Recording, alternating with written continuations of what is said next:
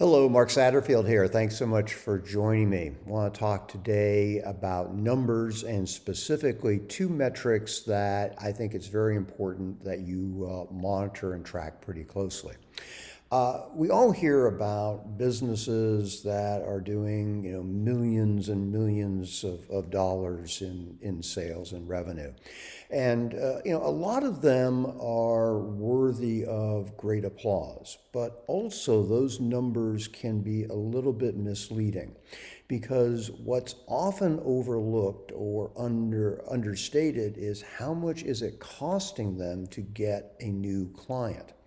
And that can obviously spell the difference between a very successful, profitable business and one that is, losing money. So the two numbers that we want to track are cost per lead and cost per sale.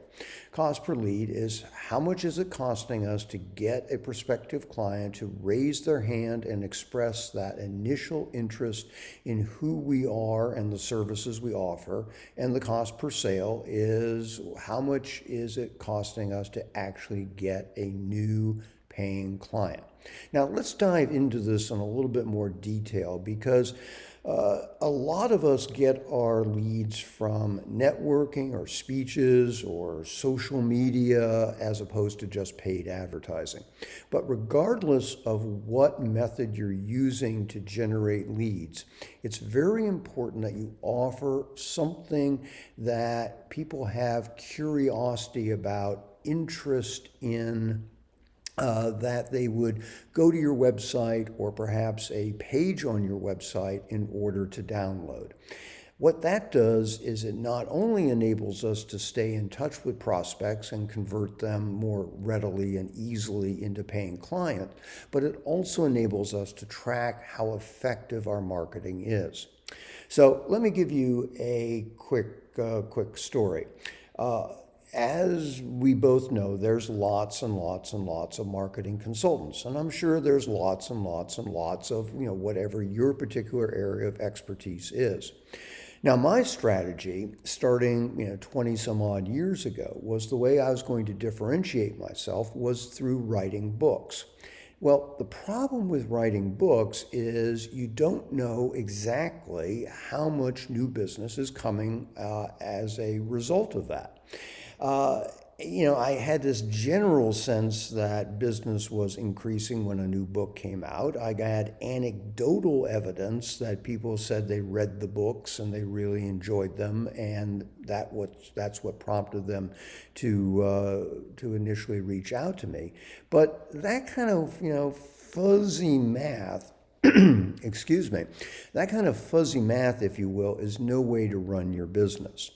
Now, it took me a long time to kind of think this through, but what I did, and I did it for the book, The 1 Week Marketing Plan, is to put a coupon in the front of the book. And it offered a companion video series. All you had to do was go to a website, put your name and email in, and you got the companion video series to the book. Many of you who are watching maybe got onto my community list as a result of that. What that enabled me to do was to track the effectiveness of the book. So the free video series, it could have been a white paper, it could have been an article, could have been any of a number of things. The key is that it's something that is of interest and has a high curiosity value to the people that you're trying to attract.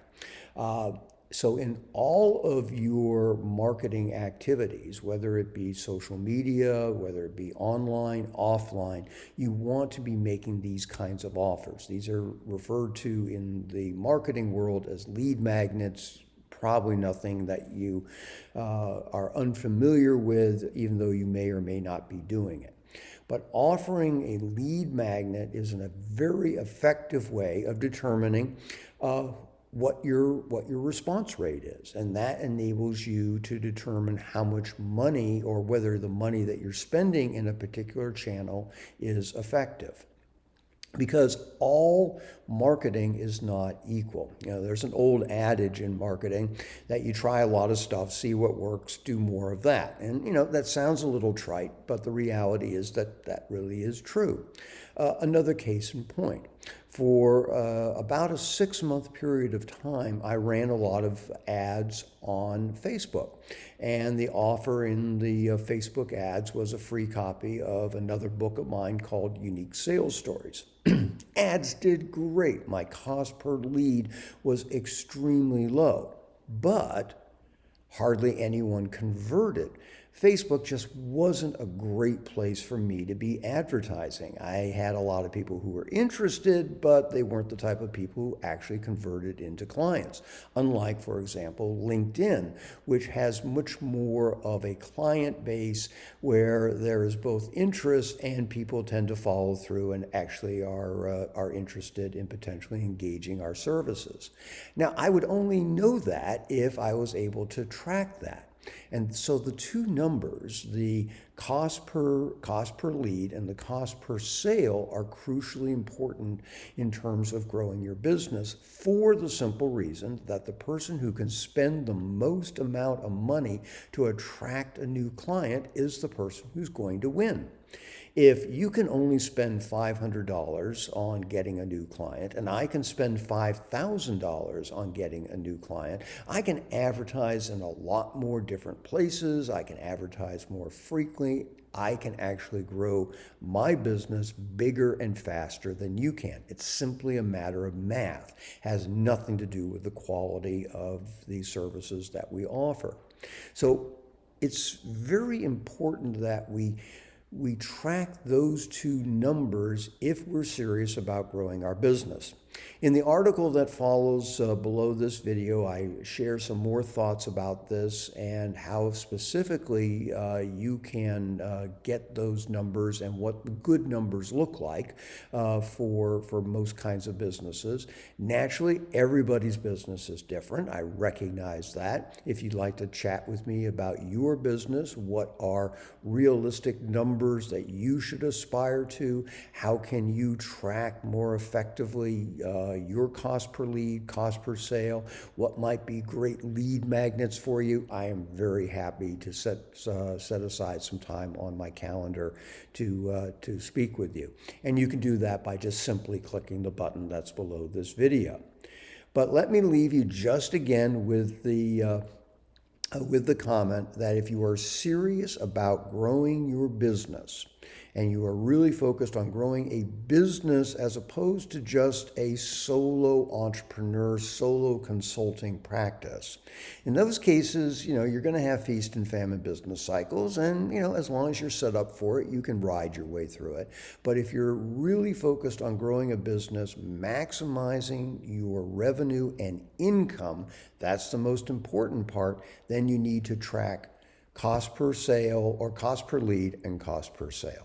So I hope you found this helpful. Until I have a chance to speak with you personally, this is Mark Satterfield. Bye for now.